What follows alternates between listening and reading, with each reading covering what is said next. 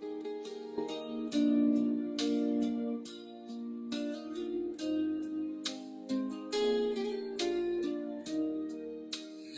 ินแดนพะเยาเมืองขุนเขาและสายน้ำมีเรื่องราวความดีงามจารึกไว้ในใจชนจากความตั้งใจมั่นของพระเถระผู้เปี่ยมล้นนำพาศรัทธาทุกคนสู่ภูกามยาวแดนร่มเย็นจากม่อนกำพร้าในอดีตท่านนิมิตสร้างบุญญาพลิกฟื้นพื้นป่าพนาเป็นอารามตระการตาให้พบเห็นนามพระครูอภิรักษ์ชินวงศ์หรือพระครูไทยผู้ร่มเย็นพระพุทธศาสนิกชนบำเพ็ญเจริญสติและภาวนาวัดป่าพุทธชินวงศารามงามล้ำเกินคำนิยามดังแดนธรรมบนพระสุธาพญานาคราชโอบเขาใหญ่องค์มุจลินปกปักรักษา909 เมตรตระการตาเลื่องระบินคุ้มครองภัยพระพุทธมหาจักรพรรดิโลกวิวรณ์ตระหง่านยิ่งใหญ่ด้วยบารมีพระครูไทยผู้สร้างไว้เป็นศูนย์รวมใจชาวพุทธมูลนิธิพุทธสุวรรณภูมิรวมล้อมรวมความศรัทธาสร้างศูนย์รวมใจล้านนาให้มีที่พึ่งทางใจสูงสุดงานเผยแผ่พระศาสนาท่านทุ่มเทไม่เคยหยุดเพื่อเป็นสถานปฏิบัติวิมุตติจุดแสงสว่างกลางใจคนสัตนาคราชปกปักรักษาแดนธรรมเสียงสวดมนต์เช้าค่ำดังก้องกังวานทุกหนกุศลที่ท่านสรรสร้างยังระลึกในใจชนเป็นบุญตาบุญกุศลที่ได้มาย่นเยือนพะเยาวัดป่าพุทธชินวงศารามงามล้ำเกินคำนิยามดังแดนธรรมบนพระสุธาพญานาคราชโอบเขาใหญ่องค์มุจลินปกปักรักษา909 เมตรตระการตาเลื่องระบินคุ้มครองภัยพระพุทธมหาจักรพรรดิโลกวิวรณ์ตระหง่านยิ่งใหญ่ด้วยบารมีพระครูไทยผู้สร้างไว้เป็นศูนย์รวมใจชาวพุทธกราบจากเท้าด้วยศรัทธาพระครูอภิรักษ์ชินวงศ์เจตนารมณ์ท่านมั่นคงสืบสานธรรมตลอดไปวัดป่าพุทธชินวงศารามศูนย์รวมศรัทธาแห่งชาวไทย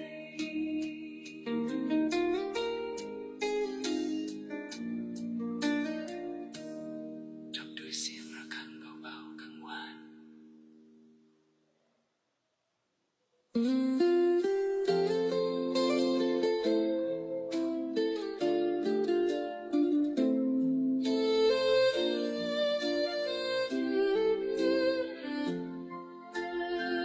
น้อมจิตกราบลงด้วยความเคารพศรัทธา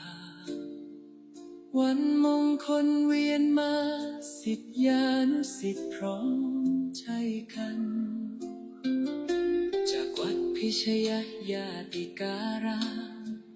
แสงธรรมส่องสว่างงามถึงมอนพญานาคราชวัดป่าพุทธชินวงศารามดินแดนล้านนาพะเยาพระครูไทยผู้เปี่ยมด้วยความเมตตาสร้างสรรค์จันโลงศาสนานำพาศิษย์ก้าวเดินไปมูลนิธิพุทธสุวรรณภูมิที่ท่านได้สืบสานเป็นศูนย์รวมแห่งศรัทธาและงานสืบทอดพระพุทธศาสนายิ่งใหญ่สิริอายุวัฒนะ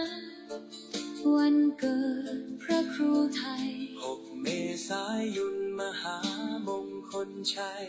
น้อมใจกราบวันทาน้อมมุทิตาสักการะพระครูพิรักษ์ชินวงศ์ขอพระเกียรติยศดำรงพระธรรมนำใจทุกแห่งหนขอคุณพระศรีรัตนตรัยคุ้มครองและบันดาลดลให้ท่านปราศจากโรคาภัยพานชนเป็นร่มบุญของปวงชนตลอดกาลพระผู้สร้างผู้ให้ด้วยใจที่บริสุทธิ์นำพาชาวพุทธให้หลุดพ้นจากความมืดมนคำสอนและรอยยิ้มเปรียบดังน้ำทิพย์ชโลมตนศิษย์ขอกราบบูชาคุณด้วยกุศลที่ตั้งใจน้อมมุทิตาสักการะพระครูพิรักษ์ชินวงศ์ขอพระเกียรติยศดำรงพระธรรมนำใจทุกแห่งหนขอคุณพระศรีรัตนตรัยคุ้มครองและบันดาลดลให้ท่านปราศจากโรคาภัยพานชนเป็นร่มบุญของปวงชนตลอดกาลขอน้อมกราบแทบเท้าเจริญสิริอายุวัฒนาพระครูอภิรักษ์ชินวงศ์สาธุสาธุสาธุ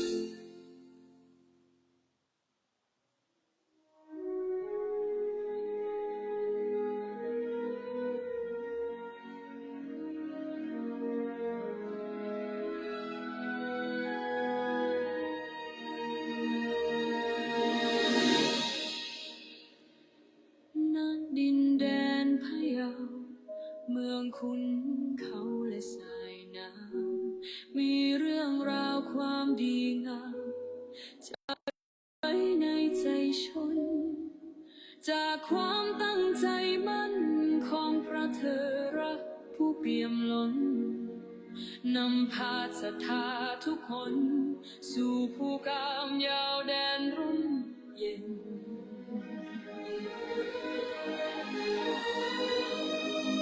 จากมนต์กำพร้าในอดีตท่านนิมิตสร้างบุญญา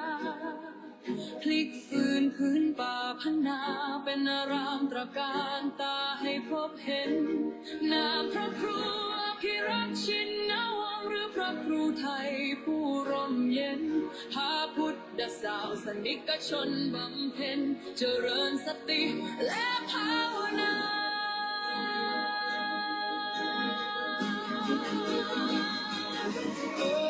วัดป่าพุทธชินสรามงามล้ำเกินคำนิยาม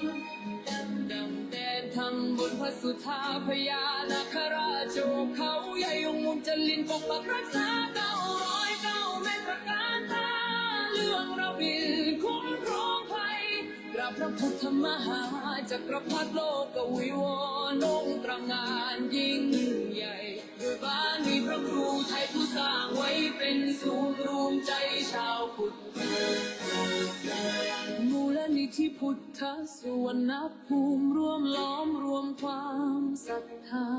สร้างศูนย์รวมใจล้านนาให้มีที่พึ่งทางใจ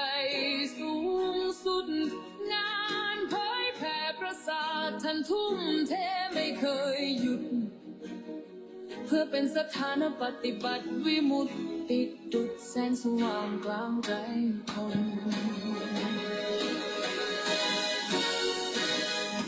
สัตนาคาราชปักรักษาแดนธรรมเสียงสวดมนต์เช้า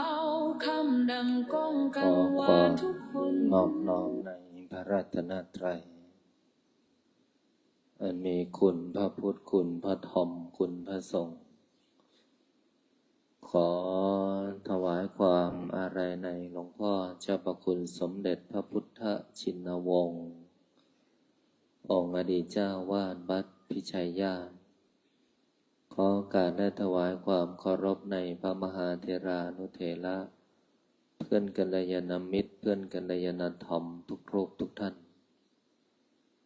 ขอความสุขความสวัสดีจงบังเกิดมีแก่ญาติโยมญาติธรรมลูกหลานมนต์มหาจักรพรรดิทุกคนที่ได้มาสวดมนต์ในค่ำคืน2142ตรงกับวันอาทิตย์วันที่12กรกฎาคม2569ในเวลา1 ทุ่มนำท่านทั้งหลายสวดมนต์ภายในถ้ำภาวนาโพธิญาณวัดป่าพุทธชินวงศ์ศาลามขอโมทนาญาติโยมทุกสัปดาห์อาทิตย์ใกล้วันเข้าพรรษาญาติโยมก็ได้เดินทางมาทำบุญถวายเทียนพรรษาตลอดถึงพ่อแม่ครูบาอาจารย์วัดแต่ละจังหวัดวันนี้ก็มีมาจากจังหวัด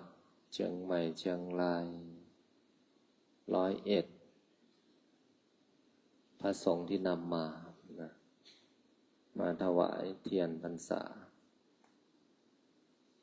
ที่เจอนะที่ไม่ได้เจอก็หลายจังหวัดวันนี้ก็มีมาหมู่ใหญ่หลายคณะก็มีวัตถุประสงค์เพื่อมาร่วมกันจะดำรงพระพุทธศาสนาให้คงอยู่สืบทอดต่ออายุให้คงถ้วน 5,000 ปีถ้ายังมีการทำบุญ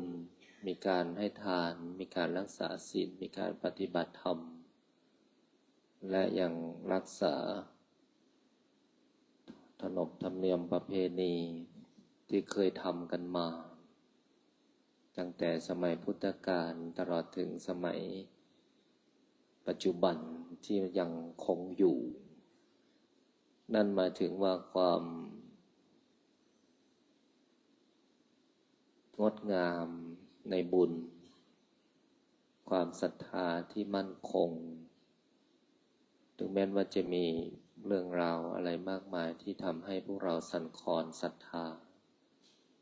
แต่ว่าพวกเราก็ไม่หวั่นไหวในบุญที่เกิดจากการให้ทานรักษาศีลปฏิบัติธรรมก็มีญาติโยมมา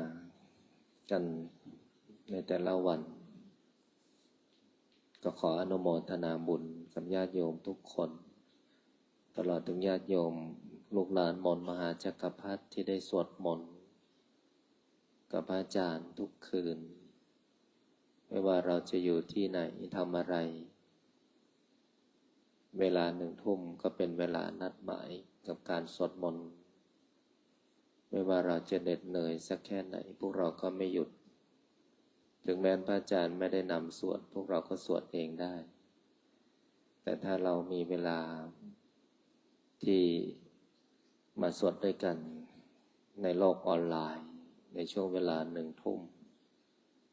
ก็จะมาเป็นกำลังใจกำลังบุญแล้วก็มาเป็นกำลังให้กันกำลังในการแผ่บุญกำลังในการรวมบุญกำลังในการรวมจิตแล้วก็กำลังบุญที่แผ่ออกของพวกเราในการส่งกำลังบุญไปแต่ละที่ก็จะเป็นกำลังบุญที่ใหญ่นะหลวงพ่อหลวงปู่ดูหลวงตามาท่านก็ได้สอนถึงการรวมกำลังแล้วก็แผ่บุญนะแล้วก็ตั้งกองบุญที่นี่ทำครบหมดนะโยม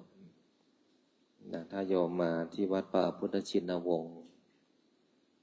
ก็จะสัมผัสถึงพลังมนต์มหาจักรพรรดิ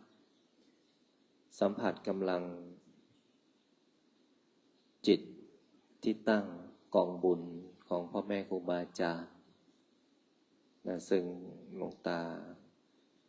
ท่านก็มาตั้งกองบุญไว้ตั้งแต่ยังไม่เป็นวัดนะถ้าคนใดที่ติดตามพระอาจารย์ตั้งแต่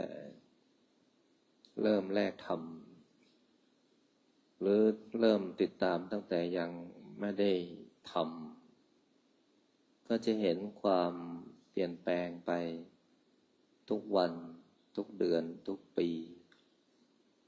อันนั้นเป็นเรื่องของวัตถุแต่ถ้าท่านสวดมนต์ท่านไม่มีการเปลี่ยนแปลงของจิตใจจิตใจก็ยังหยาบคายเหมือนเดิมจิตใจก็ยังหดหู่เหมือนเดิมจิตใจก็ยังเศร้าหมองเหมือนเดิม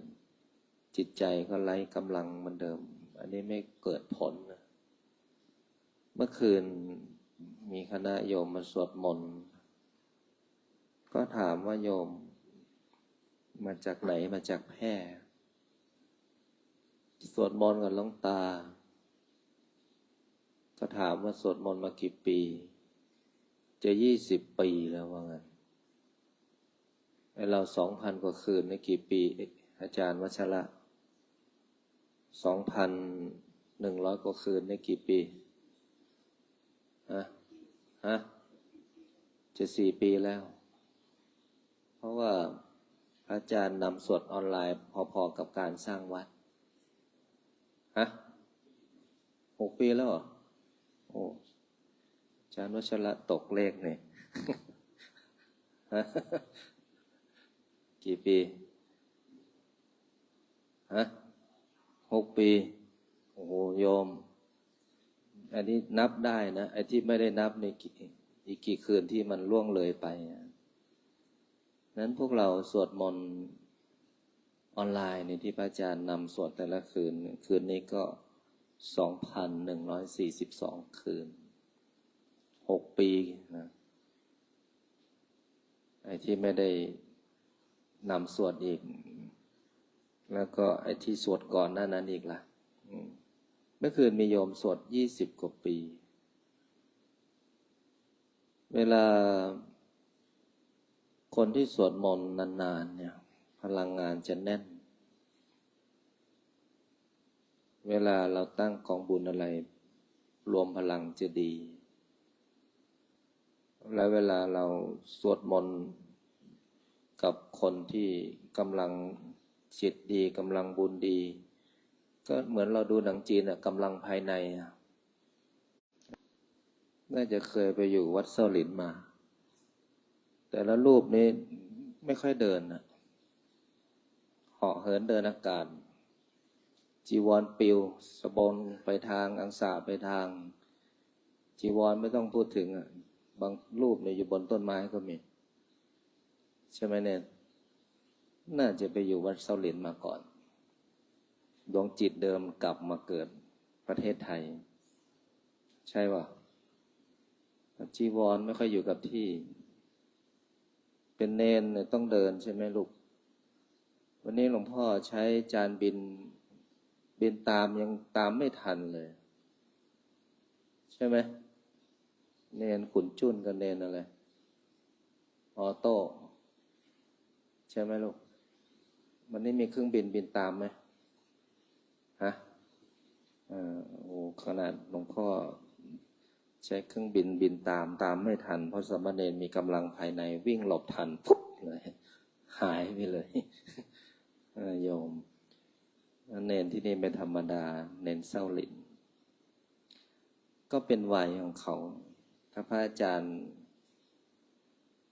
ไม่มองข้ามไปบ้างมันก็จะมาบ่นสามเณรสวดมนต์ทั้งหายหมดเลยนั่นนะมองข้ามมันนะโยมที่มาวัดม่อนพญานาคเห็นเนน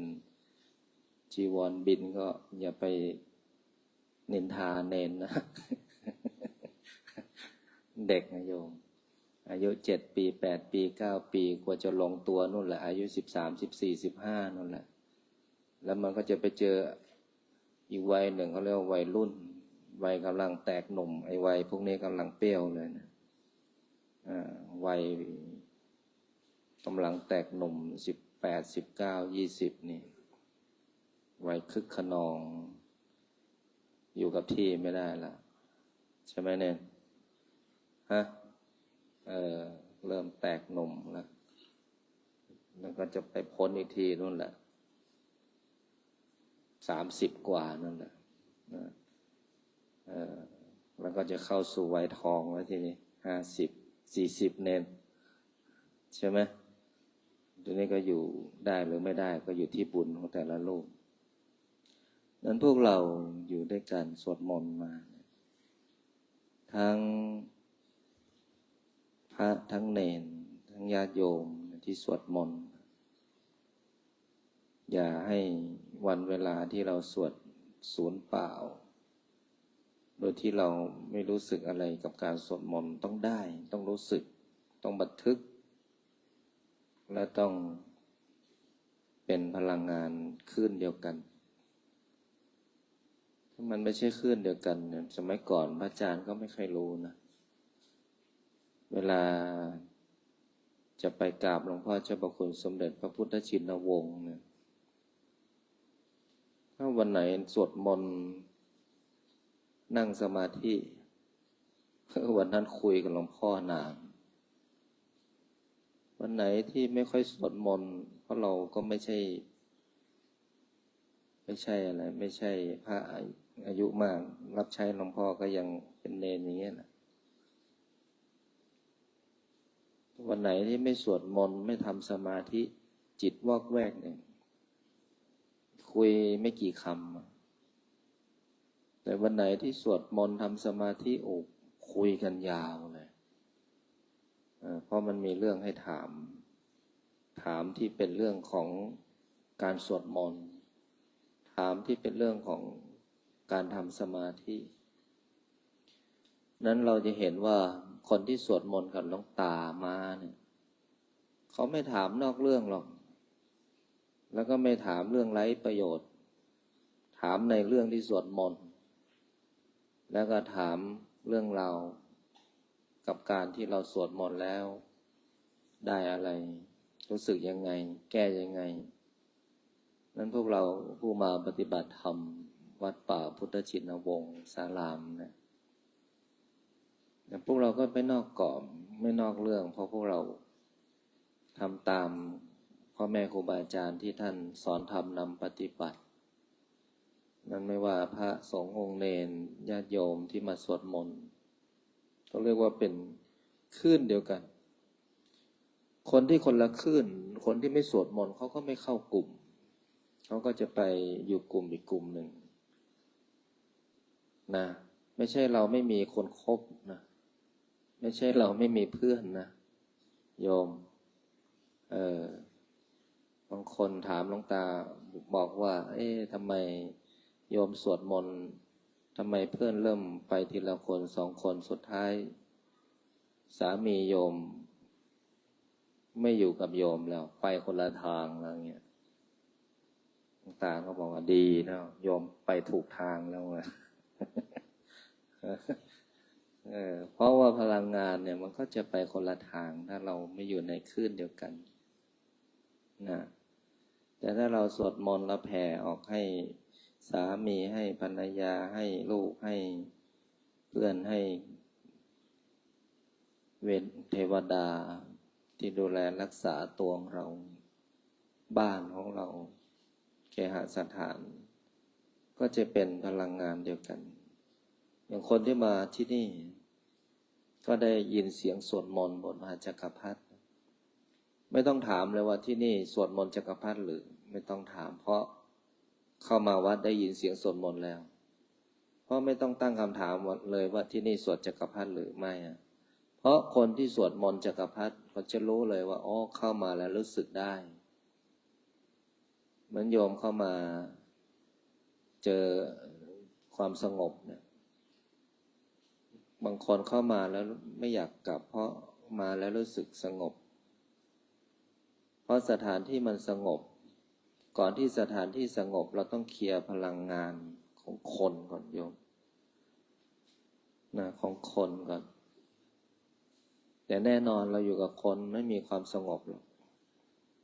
ใช่ไหมเนนเพราะเนนคุยทั้งวันเลย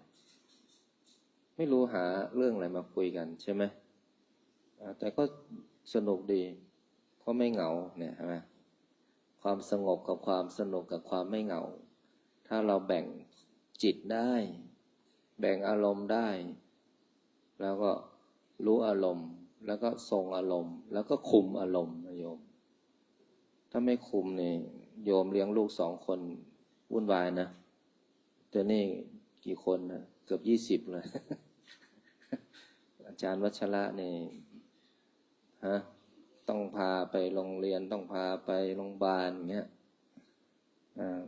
โยมเสือต้องรอรับส่งเข้าที่พักเงี้ยนี่เนนโชคดีนะเนี่ย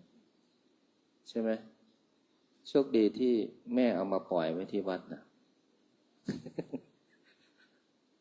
ใช่ไหมโชคดีนะจะบอกว่าเหมือนตัวอะไรก็กระไรอยู่เห็นไหมอ้วนไหมเนี่ยอันนี้ไม่ได้ถูกปล่อยนะนี่เกิดอยู่ที่วัด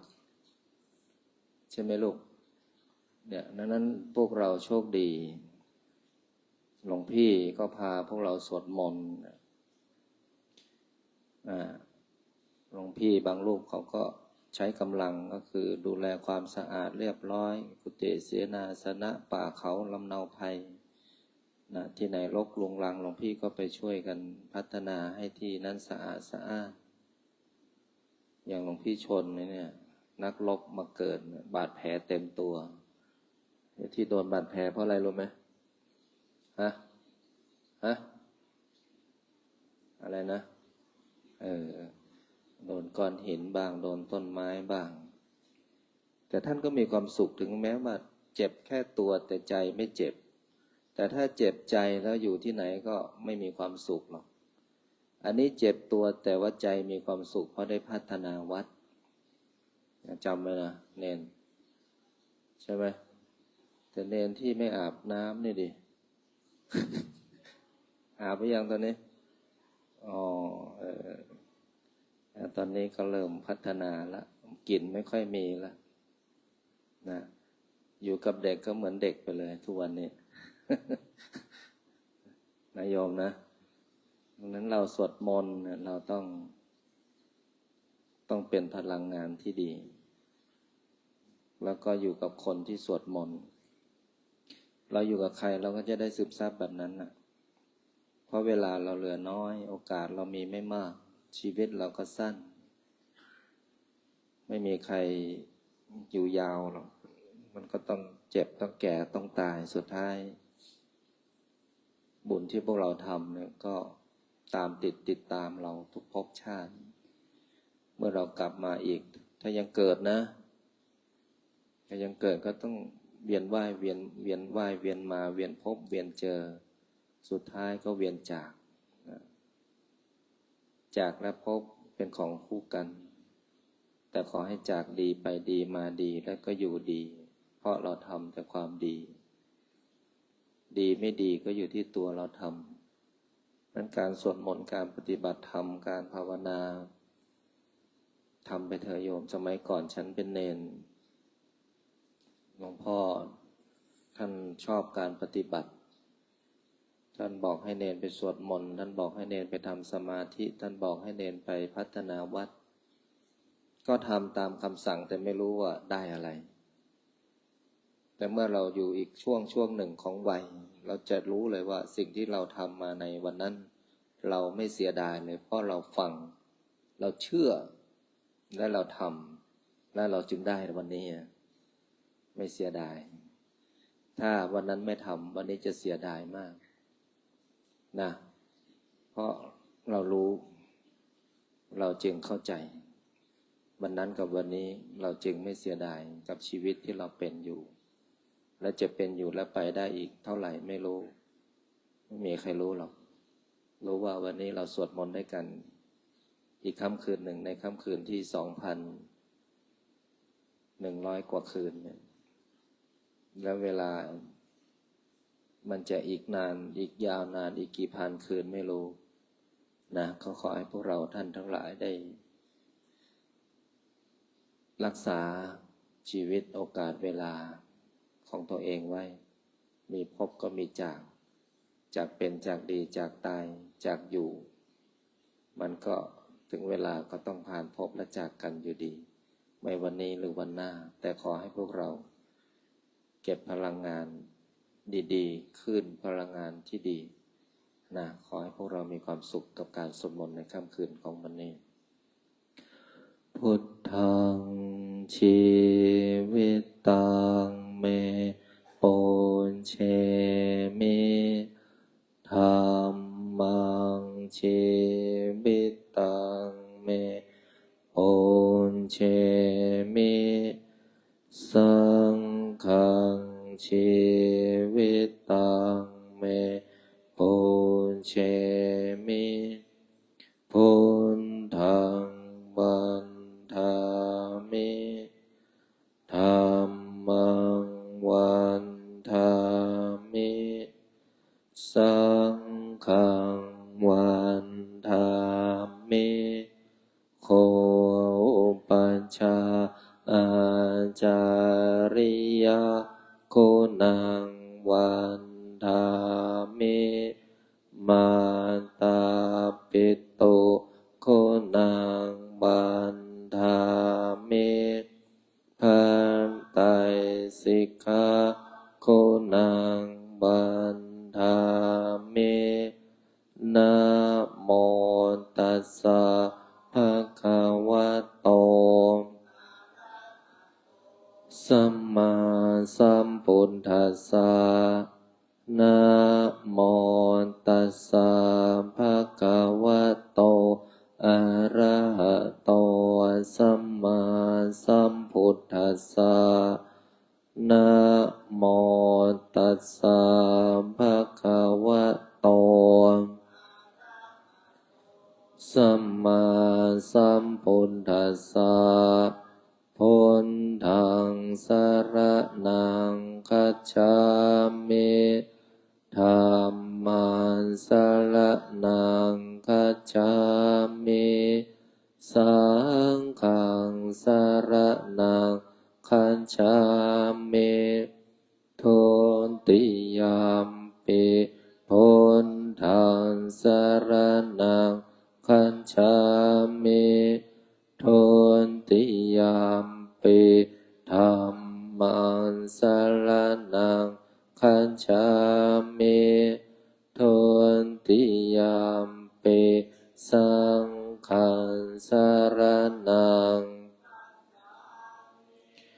ตันติยมปิพุทธังสรณังคัจฉามิตันติยมปิธัมมังสรณังคัจฉามิตันติยมปิสังฆังสรณังคัจฉามิปานาติปาตาเวรมณีสิกขาปัฏฐังสมาธิยามิอาทินนาทานา เวรมณีสิกขาปะทังสมาธิยามิกาเมสุมิจฉาจา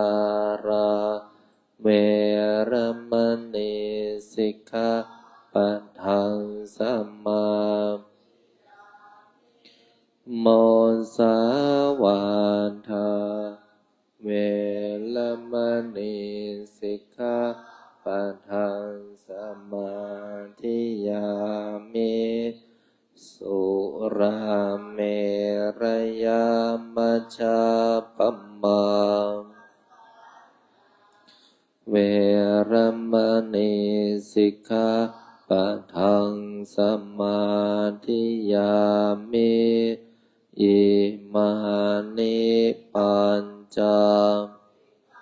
ปทานิสมาธิยามิอิมานิปัญจนิสมาธิยามิอิมานิปัญจปทานิสมาธิยามิสีเลนะสุขติงยันติสีเลนะโภคสัมปทาสีเลนะนิพพุติงตัสมาสีลังวิโสทะเยนะโมตัสสะภะคะวะโตสัมมาสัมพุทธัสสะนะโมตัสสะภะคะวะโตสัมมาสัมพุทธัสสะนะโมตัสสะอะระหะโตสัมมาสัมพุทธัสสะพุทธังอะระหะนะนังกะโรมิธัมมังอะระหะนะนังกะโรมิสังฆังอะระหะนะนังกะโรมินะโมโพธิสัตว์โตอาคันติมายะอิติภคะวานะโมโพธิสัตว์โตอาคันติมายะอิติภคะวานะโมโพธิสัตว์โตติมายะอิติภคะวานะโมโพธิสัตว์โตพรหม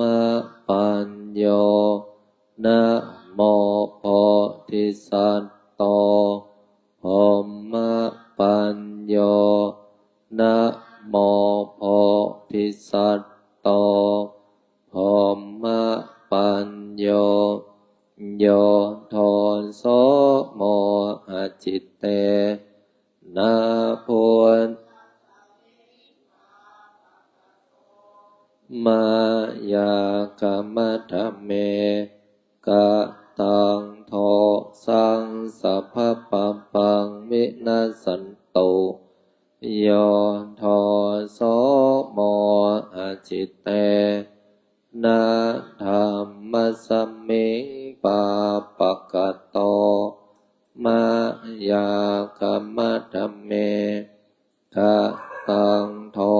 สังสัพพะปังวินาสันตุโยโทโสโมหจิตเตนะสังคัสสมิงปาปะกะโตมายากรรมธรรมเมกะตังโทวินาสันตุ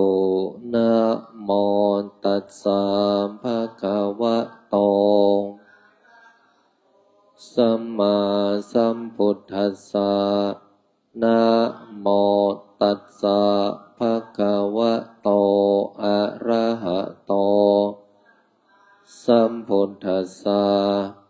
นะโมตัสสะ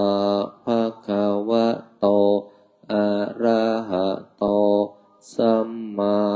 สัมพุทธัสสะนะโมพุทธายะพระพุทธไตรรัตนญาณอานิโนภาลันสิสะสุธรรมาพุทโธธรรมโมสังโฆยะถาพุทโมนาพุทธบูชาธรรมบูชาสังฆบูชาอาคิทานังวารังคันทังสิวาริจมหาเถลังอาหังวันทามิทุระโตอาหังวันทามิทาตุโยอาหังวันทามิสัพพะโสพุทธาธรรมสังฆปูเชมินะโมพุทธายะพระพุทธไตรรัตนญาณมานีโนภารัตสิสหัสสะสุธรรมาพุทโธธรรมโมสังโฆยะถาพุทโมนาพุทธบูชาธรรมบูชาสังฆบูชาอาคิทานังวารังคันทังสิวาริจมหาเถลังอาหังวันทามิทุระโตอาหังวันทามิทาตุโยอาหังวันทามิสัพพะโสพุทธาธรรมสังฆปูเชมินะโมพุทธายะพระพุทธไตรรัตนญาณมานีโนภาลันสิสหัสสะสุธรรมาพุทโธธรรมโมสังโฆยะถาพุทโมนาพุทธบูชาธรรมบูชาสังฆบูชาอาคิทานังวารังคันทังสิวาริจมหาเถลังอาหังวันทามิทุระโตอาหังวันทามิทาตุโยอาหังวันทามิสัพพะโสพุทธาธรรมสังฆปูเชมินะโมพุทธายะพระพุทธไตรรัตนญาณมานีโนภารัตสิสหัสสะสุธรรมาพุทโธธรรมโมสังโฆยะถาพุทโมนาพุทธบูชาธรรมบูชาสังฆบูชาอาคิทานังวารังคันทังสิวาริจมหาเถลังอาหังวันทามิทุระโตอาหังวันทามิทาตุโยอาหังวันทามิสัพพะโสพุทธาธรรมสังฆปูเชมินะโมพุทธายะพระพุทธไตรรัตนญาณมานีโนภาลันสิสหัสสะสุธรรมาพุทโธธรรมโมสังโฆยะถาพุทโมนาพุทธบูชาธรรมบูชาสังฆบูชาอาคิทานังวารังคันทังสิวาริจมหาเถลังอาหังวันทามิทุระโต อาหังวันทามิธาตุโยอาหังวันทามิสัพพโสพุทธาธัมมาสังฆาปุญเชมินะโมพุทธายะพระพุทธไตรรัตนญาณมานีโนภลักสิสหัสสุธรรมาพุทโธธัมโมสังโฆยะถาพุทโมนะพุทธาบูชาธัมมาบูชาสังฆาบูชากาคิทานังวารังคันทังสิวาริจมหาเถลังอาหังวันทามิตุระโตอาหังวันทามิธาตุโยอาหังวันทามิสัพพโสพุทธาธัมมาสังฆาปุญเชมินะโมพุทธายะพระพุทธไตรรัตนญาณมานีโนภลักสิสหัสสุธรรมาพุทโธธัมโมสังโฆยะถาพุทโมนะพุทธาบูชาธัมมาบูชาสังฆาบูชา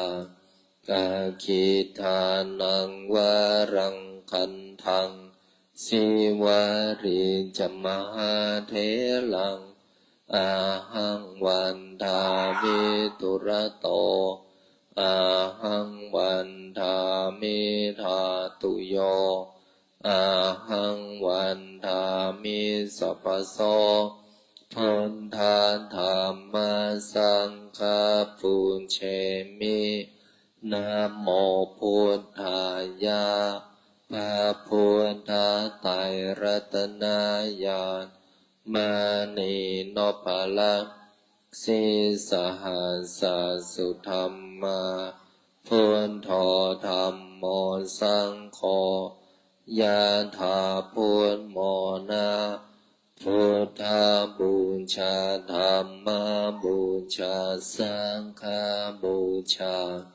กาคิทานังวารังคันทังสิวาริจมหาเถลังอาหังวันทามิตุระโตอาหังวันทามิธาตุโยอาหังวันทามิสัพพโสพุทธาธัมมาสังฆาปุญเชมินะโมพุทธายะพระพุทธไตรรัตนญาณมานีโนภลักสิสหัสสุธรรมาพุทโธธัมโมสังโฆยะถาพุทโมนะพุทธาบูชาธัมมาบูชาสังฆาบูชากาคิทานังวารังคันทังสิวาริจมหาเถลังอาหังวันทามิตุระโตอาหังวันทามิธาตุโยอาหังวันทามิสัพพโสพุทธาธัมมาสังฆาปุญเชมินะโมพุทธายะพระพุทธไตรรัตนญาณมานีโนภลักสิสหัสสุธรรมาพุทโธธัมโมสังโฆยะถาพุทโมนะพุทธาบูชาธัมมาบูชาสังฆาบูชากาคิทานังวารังคันทังสิวาริจมหาเถลังอาหังวันทามิตุระโตอาหัง มิธาตุโยอาหังวันทามิสัพพโสพุทธาธัมมาสังฆาปุญเชมินะโมพุทธายะพระพุทธไตรรัตนญาณมานีโนภลังสิสหัสสุธรรมาพุทโธธัมโมสังโฆยะถาพุทโมนะพุทธบูชาธัมมบูชาสังฆบูชากาคิทานังวารังคันทังสิวาริจมหาเถลังอาหังวันทามิตุระโตอาหังวันทามิธาตุโย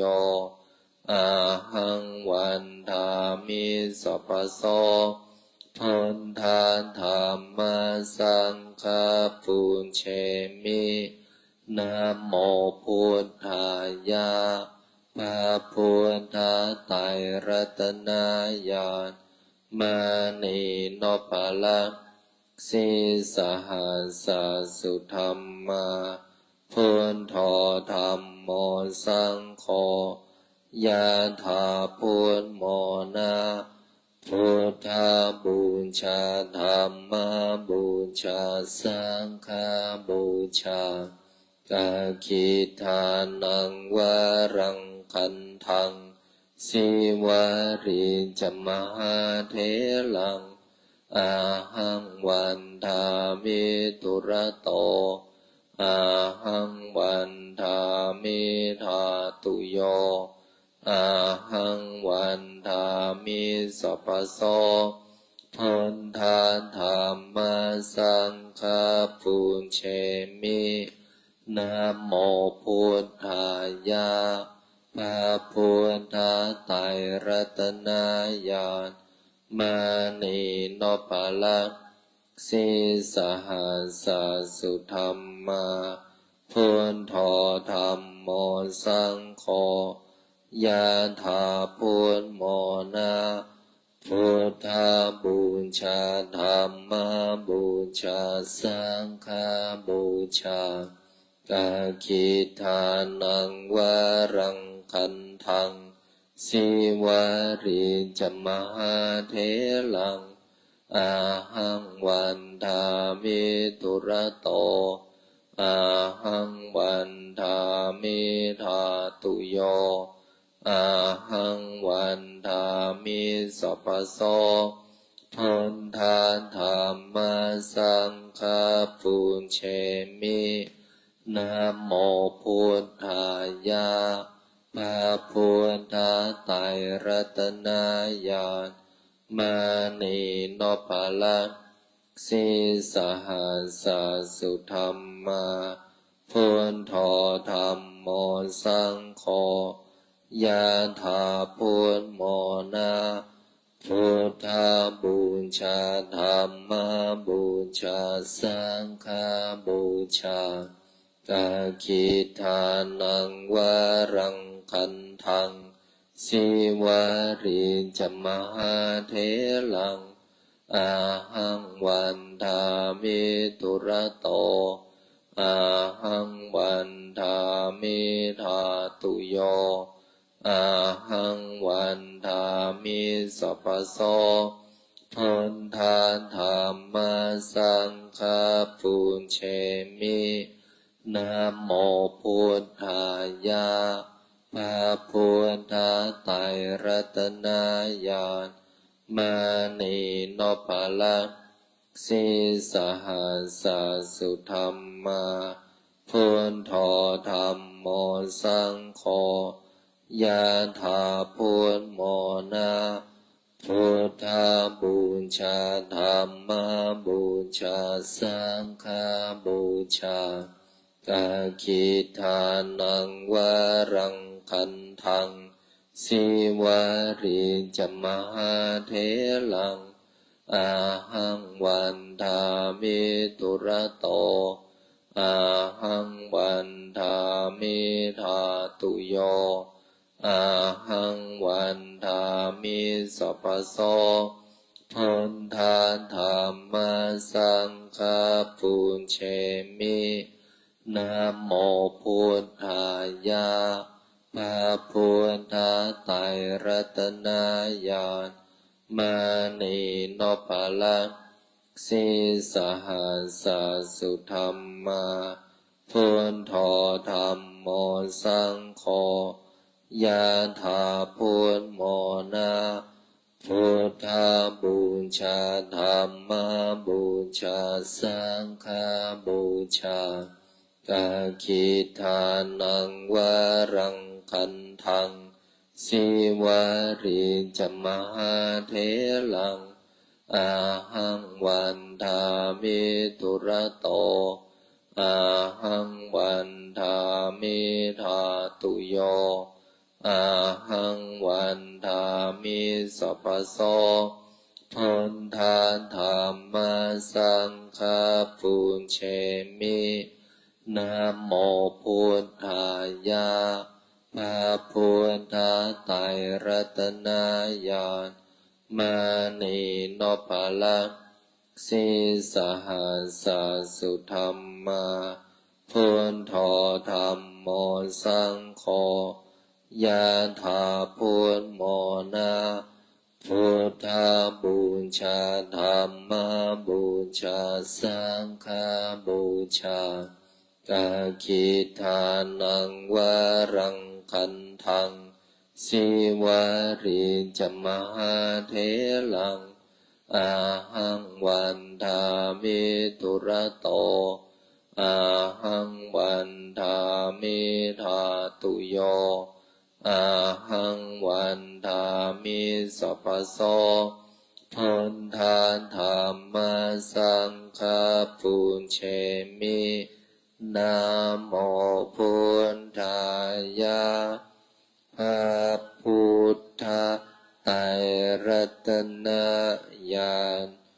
มานีโนภลังสิสหัสสุธรรมาพุทโธธัมโม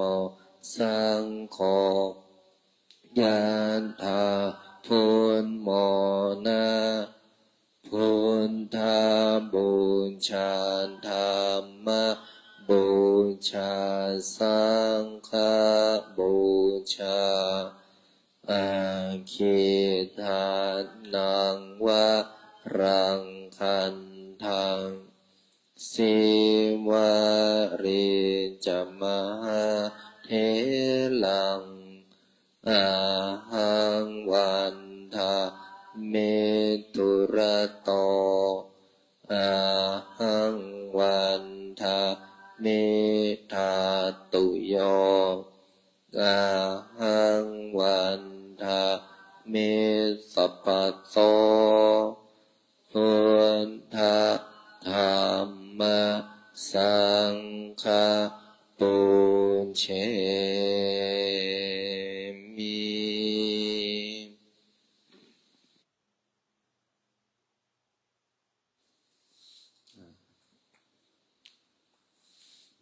พอสมควรแก่เวลากับการสวดมนต์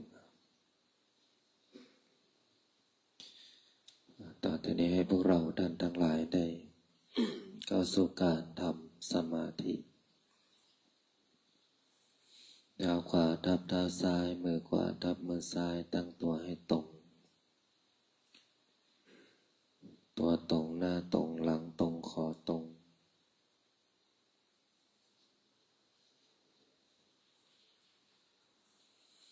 หายใจเข้าลึกๆหายใจออกยาวๆหายใจเข้าลึกๆหายใจออกยาวๆผ่อนคลายสบาย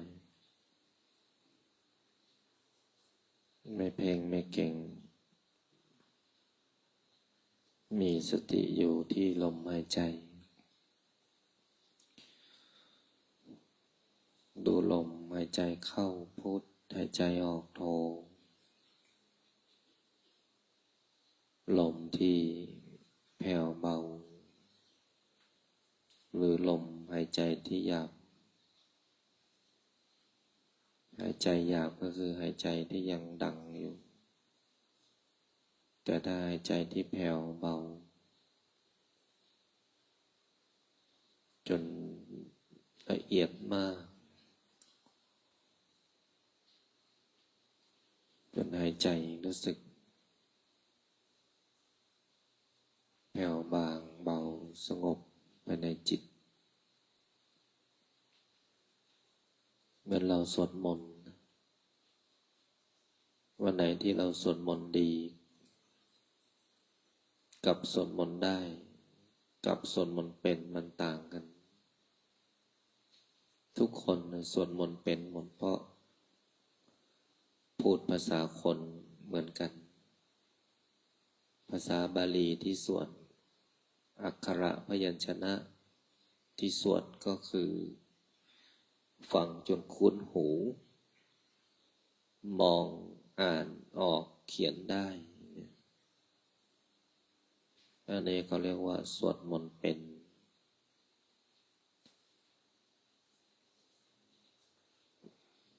เมื่อสวดมนต์เป็นก็สวดได้โดยที่ไม่ต้องดูบทสวดอันนี้เขาเรียกว่าสวดมนต์จำได้ก็ต้องใช้ความเพียรความจำความพยายามความใส่ใจเมื่อสวดมนต์เป็นสวดมนต์ได้สวดมนต์ดีบางคนสวดเป็นแต่สวดยังไม่ได้บางคนสวดมนต์ได้แต่ก็ยังไม่ดีพอเพราะเวลาสวดมนต์ได้จิตมันก็คิดนั่นคิดนี่เพราะว่ามั่นใจว่าบทที่สวดนั้นสวดได้แล้วแต่ไม่ตามคลื่นตามความรู้สึกที่จิตส่งออกก็เป็นพลังงานเป็นความรู้สึกถ้าเป็นความรู้สึกที่เบาเย็นสบายก็เป็นคลื่นพลังงานที่ดีก็เหมือนอารมณ์เวลาที่เราอารมณ์ดีความรู้สึกดีๆก็ได้หมดเวลาอารมณ์ไม่ดีอะไรที่ง่ายๆก็จะยากเพราะอารมณ์มันไม่ดีแต่ถ้าวันไหนถ้าเราสวดมนต์ดีอารมณ์ความรู้สึกก็จะดีสมาธิก็จะดีกำลังที่แผ่ออกก็จะดีเมื่อเรามีจิตที่ดีมีกำลังที่ดีมีคลื่นที่ดีมีสมาธิที่ดีมีจิตที่ดีปัญญาที่เกิดจากการปฏิบัติสวดมนต์ทำสมาธิก็จะเกิดขึ้นรู้ในสิ่งที่ควรทำในสิ่งที่เป็นประโยชน์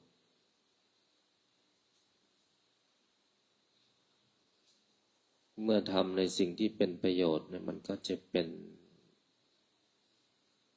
สิ่งที่พวกเราทำแล้วดีต่อตนเองและก็ต่อผู้อื่นดังนั้นการที่สวดมนต์เป็นสวดมนต์ได้สวดมนต์ดีอยู่กับสมาธิที่ดีด้วยถ้าเราไม่มีสมาธิการที่เราจะจำอะไรหรือว่าเราจะคิดอะไรจะพูดอะไรมันก็หลงลืม ก็จะพูดอีกประเด็นหนึ่งก็คือการที่ไม่ใส่ใจก็คือทำให้มันผ่านไปเพราะมันไม่ใช่เรื่องของตัวเองคนที่ทำให้มันผ่านไปแล้วก็ทำให้มันจบไปเนี่ยอารมณ์มันเป็นแบบนั้นนะแต่ถ้าเราคนที่ใส่ใจรู้หน้าที่คนประเภทนี้เขาเรียกว่าคนที่มีสมาธิดีมีสติดีคนที่มีสมาธิดีมีสติดีก็พูดครั้งเดียวรู้เรื่องแล้วก็จำไปตลอดชีวิตแต่คนที่ไม่มีสมาธิเนี่ยพูดแล้วพูดอีกบอกแล้วบอกอีกสั่งแล้วสั่งอีกเนี่ยจนให้อันนี้เป็นที่น่าหนักใจของผู้บังคับบัญชาการสวดมนต์ก็เหมือนกันนะถ้าเราสวดมนต์ดี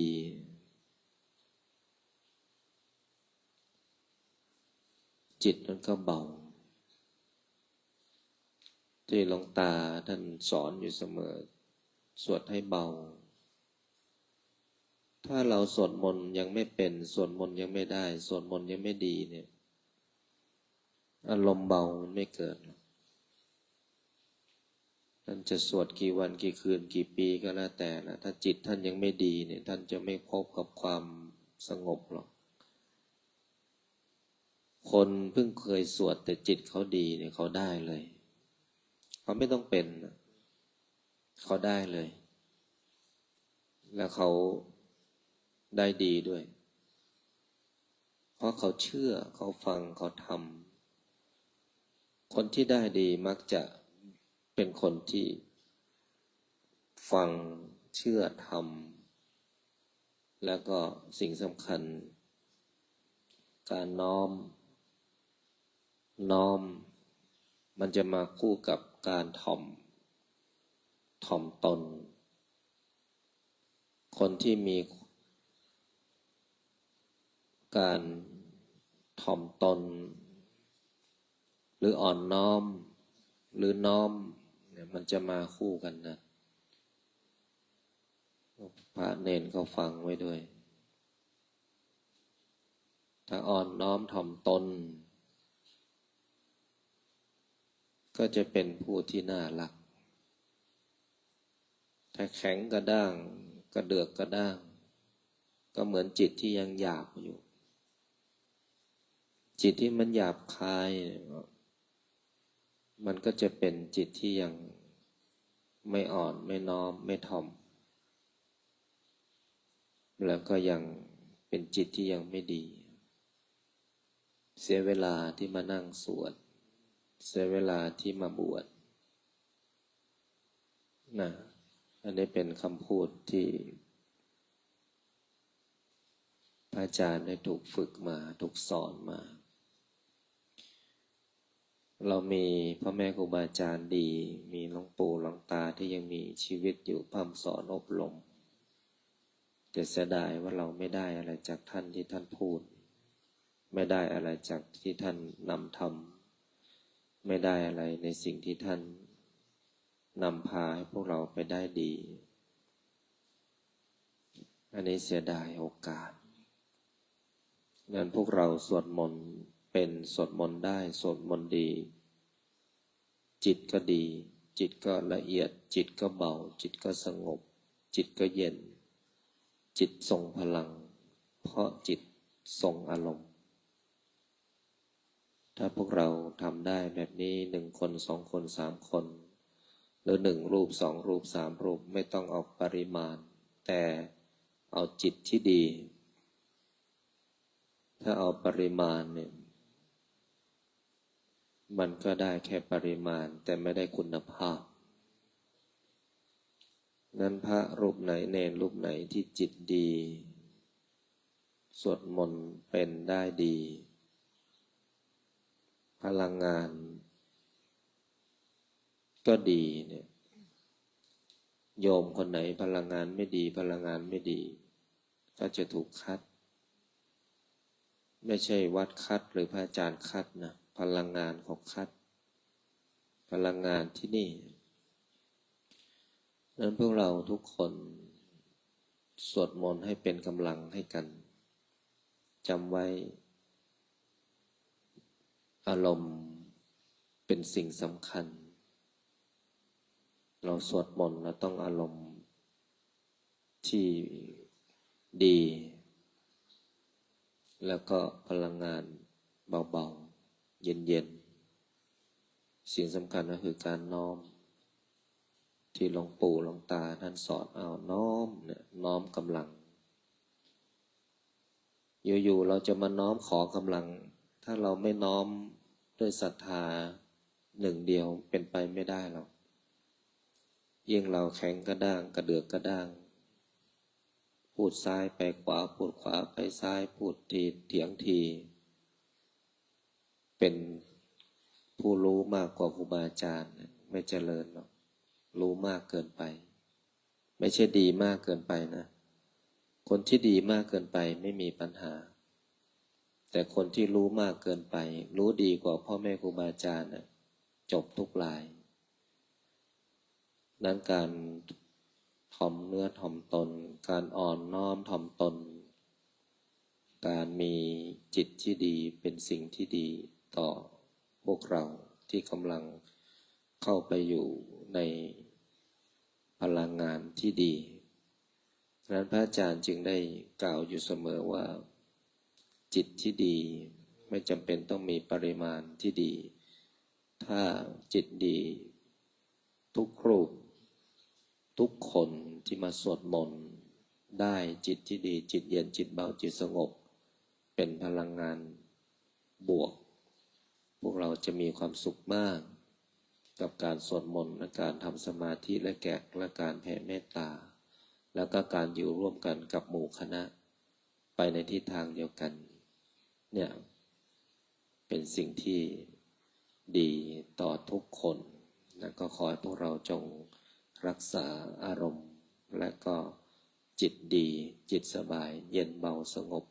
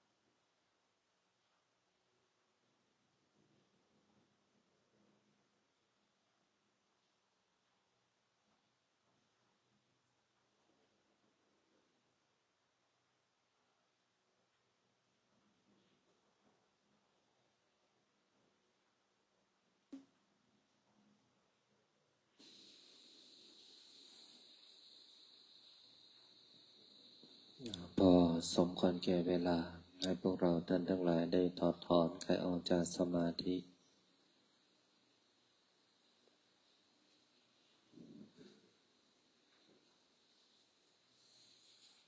ตั้งใจแผ่เมตตากรวดน้ำหมดพลิกชีวิตตั้งนะโมพร้อมกัน3 จบ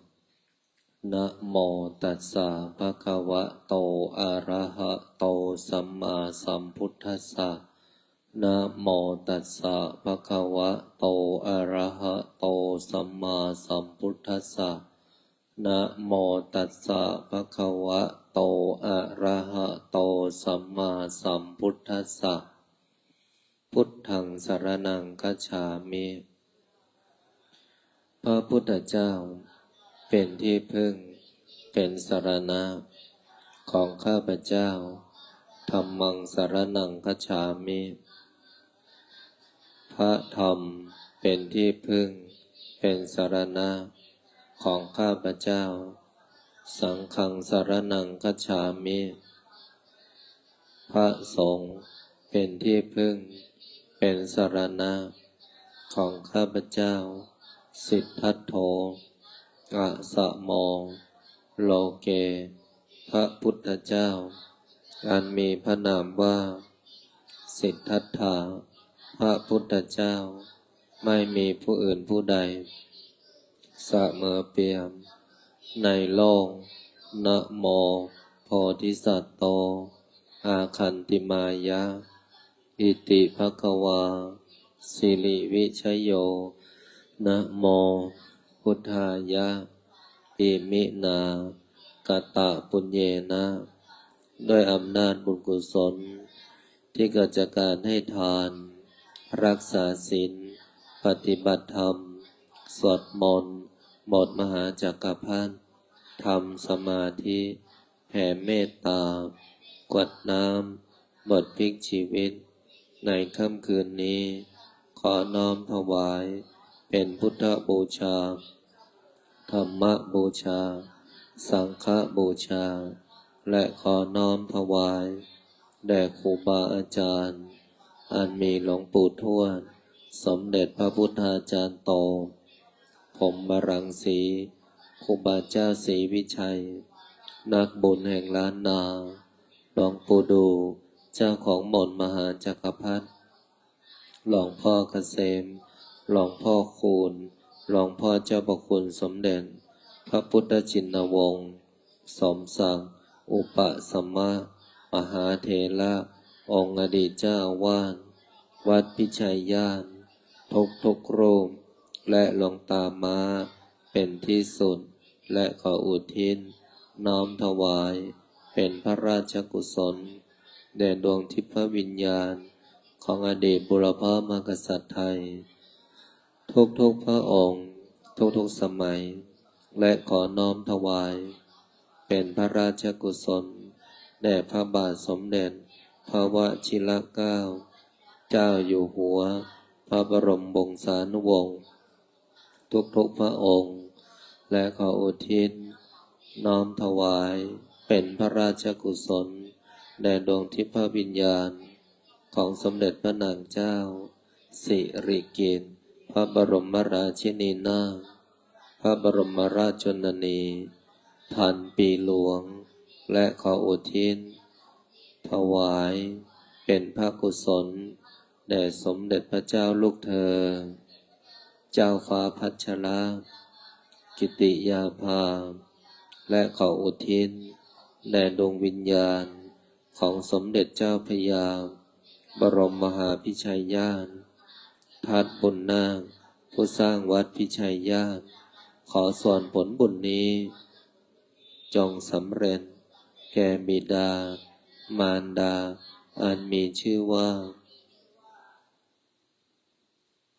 ขอให้บิดามารดาของข้าพเจ้าจงมีแต่ความสุขขอส่วนผลบุญนี้จงสำเร็จแก่ครูอุปัชฌาย์อาจารย์ญาติพี่น้องทั้งหลายเจ้ากรรมนายเวรทั้งหลายเจ้าที่เจ้าทางเจ้าที่ที่บ้านเจ้าที่ที่ทำงานเจ้าที่ที่วัดพิชัยญาณเจ้าที่ที่วัดป่าพุทธชินวงศารามเทวดาประจำกายของข้าพเจ้าเทวดา16ชั้นฟ้า15ชั้นดิน14ใต้บาดาลเปรตทั้งหลายสรรพสัตว์ทั้งหลายมากมายไม่มีประมาณทั้ง31ภูมิพระแม่ธรณีพระแม่คงคาแม่พระเพิงแม่พระพายแม่พระโพธิ์ศพท้าวจตุโลกบาลทั้งสี่ท้าววิรูปักษ์ท้าววิรุฬหกท้าวทัตตรสท้าวเวสสุวรรณผู้เป็นใหญ่ในทิศทั้งสี่พระสยามเทวาธิราชเจ้าเหล่าพญาครุฑทั้งหลายเหล่าพญานาคทั้งหลายทั้งสี่ตระกูล นาคาธิบดีทั้ง9พระองค์สัตตนาคราชพญามุจรินวิรูปักโขนาคาธิบดีองค์ญานุปเกณฑ์นาคินีการนาคราชวาสุกีนาคราชพระแม่โสมาสีวิกานาคเทวีพญาธุมสิกขีนาคราชพญานาคกวานพะเยาพญาสุวรรณนาคราชเหล่าพญานาคทั้งหลายเหล่าพญางูทั้งหลายองค์พญางูเผือกณสถานที่แห่งนี้ขอท่านทั้งหลายจงขึ้นมาจงมาอนุโมทนาจงมีส่วนในบุญของข้าพเจ้าในค่ำคืนนี้ขอส่วนผลบุญนี้จงเป็นบุญต่อบุญเป็นทรัพย์ต่อทรัพย์เป็นสมบัติต่อสมบัติเป็นบารมีต่อบารมีเป็นอำนาจต่ออำนาจเป็นยศต่อยศเป็นวาสนาต่อวาสนาให้ข้าพเจ้าทั้งหลายได้มีมหาสมบัติเอาไว้ทำทานไม่รู้จักสิ้นไม่รู้จักหมดตั้งแต่แรกเกิดจนสิ้นอายุไขหากแม้นว่าสิ้นอายุไขไปแล้วขอให้ได้ไปเกิดบนภพภูมิที่ดีบนโลกสวรรค์หากแม้นว่าจะกลับมาเกิดขอให้ได้เกิดพบพระพุทธศาสนาในยุคของพระศรีอริยเมตไตรขอให้ได้เกิดในตระกูลสัมมาทิฏฐิเป็นตระกูลเศรษฐีขอให้ได้ที่สุดแห่งรูปสมบัติทรัพย์สมบัติคุณสมบัติสวรรค์สมบัตินิพพานสมบัติจงบังเกิดมีแก่ข้าพเจ้าอันมีชื่อว่าขอให้ดวงจิตของข้าพเจ้าจงเป็นดวงจิตที่ผ่องใสปราศจากความทุกข์ความโลภความโกรธความหลงความชั่วแม้เล็กน้อยอย่าได้พูดอย่าได้คิดอย่าได้ทำให้ได้ทำแต่คุณงามความดีตามหมดสิ้นอายุไขจะเดินทางไปทิศหนตำบลใดในทิศทั้งสี่จงมีแต่คนรักจงมีแต่คนเมตตาจงมีแต่คนอุปถัมภ์คนดีจงเข้ามาคนไม่ดีจงออกไปสิ่งดีๆจงเข้ามาสิ่งไม่ดีอย่าเข้ามาใกล้ขอให้ข้าพเจ้าจงเป็นผู้เจริญทั้งทางโลกและทางธรรมเจริญด้วยอายุวันนะสุขะพละสติสมาธิและปัญญาจงบังเกิดมีแก่ข้าพเจ้าอันมีชื่อว่าขอส่วนผลบุญนี้จงสำเร็จแก่ดวงจิตวิญญาณที่ไม่ได้เกิดจากการทำแท้งขอดวงจิตวิญญาณจงพ้นทุกข์จงพ้นกรรมจงมีส่วนในบุญของข้าพเจ้าในค่ำคืนนี้บุญใดกุศลใดที่สำเร็จแล้วจงส่งผลให้ข้าพเจ้าจะกระทำการงานสิ่งใดในพื้นปัตตภีนี้ไม่ว่าบนบกในน้ำในอากาศขอการงานสิ่งนั้นจงผ่านสำเร็จคำว่าไม่ได้คำว่าไม่มีคำว่าขัดข้องอุปสรรคใดๆปัญหาใดๆต่อการดำเนินชีวิต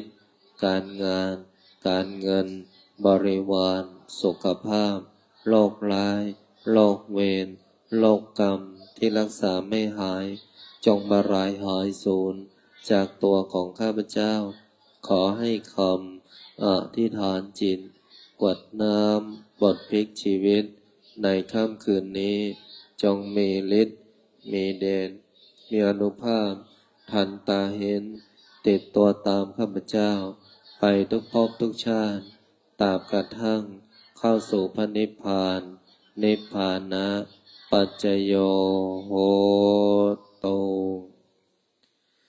ตั้งใจกวดน้ำในบทอิมินาเป็นภาษาบาลีพร้อมกัน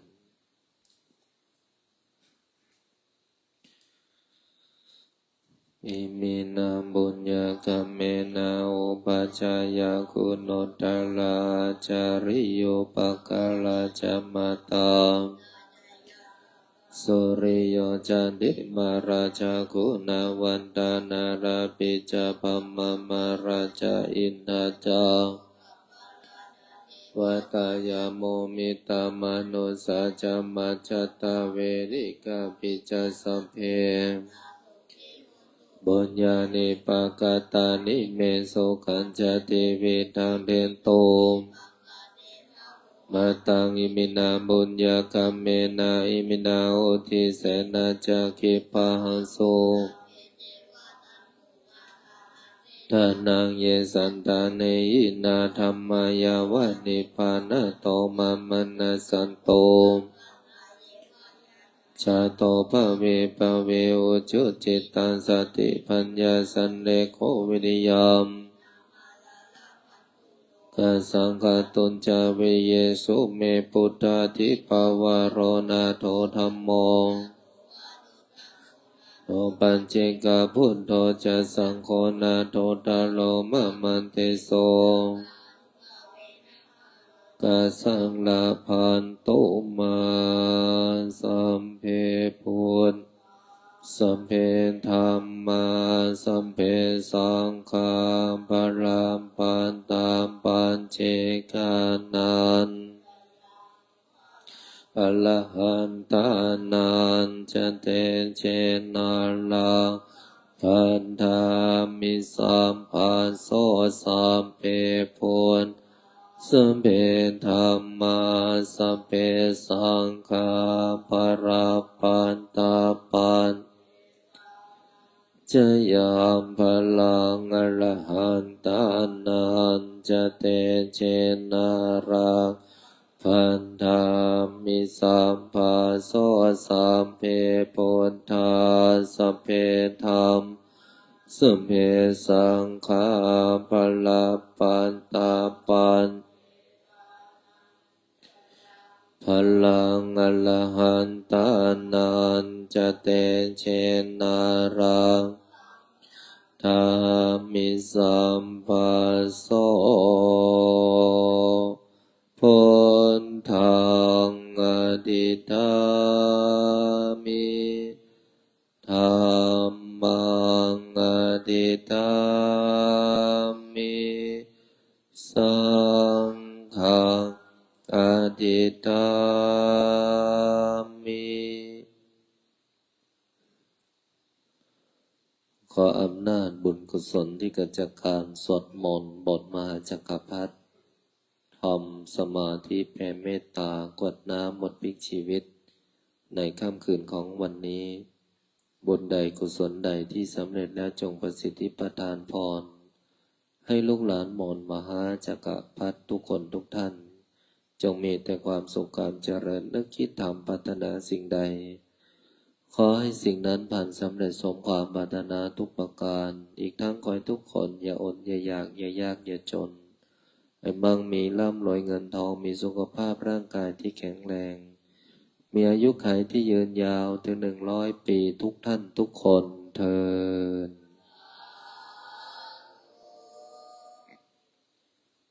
ฝันดีบุญรักษาเทวดาคุ้มครองพบกันใหม่พรุ่งนี้1 ทุ่ม